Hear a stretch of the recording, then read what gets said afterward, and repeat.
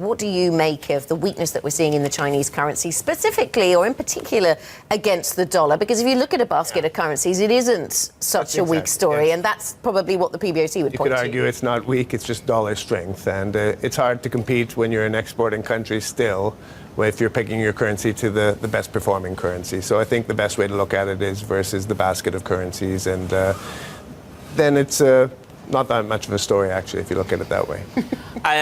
Not that much of a bad story, but it did shake the markets a little bit last year. So has that risk dissipated? What we've got for you here is obviously a weaker yuan. We've tied it up with the capital outflows and synced it up with that. I mean, capital outflows are actually increasing. We got a little bit of data yesterday.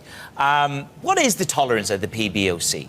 It's hard to say, but yeah, the story back in August was it wasn't necessarily a headline to the market. It was a bit of a surprise, and now it seems to be a bit of a managed depreciation versus the US dollar. So it doesn't look disorderly, it looks somewhat controlled, and I think it's not spooking the markets the way maybe this would have if it was unexpected. This is just an ongoing trend, and it does seem to be managed somewhat anyway. Not spooking the markets for the moment, not disorderly, but from what you said earlier about dollar strength and your expectations around dollar strength, I know we'll get a very different view after 7 o'clock with a guest from JP Morgan, but you think that the dollar goes higher from here, so this continues then, the weakness in the yuan, because some people say, 6.8, that's a big next step for the PBOC, but you could take that out quite quickly, could we? Yeah, I would think this trend will continue. It's hard if you look at it only versus the dollar. You've got the rest of the Asian currencies that are getting trade benefits versus China if they don't allow their currency to depreciate versus the dollar. So manufacturing, exporting isn't the engine that it was solely a few years ago, but it's still a very important driver. And I think net they'll be happy with a steadily and slowly depreciating currency versus the dollar.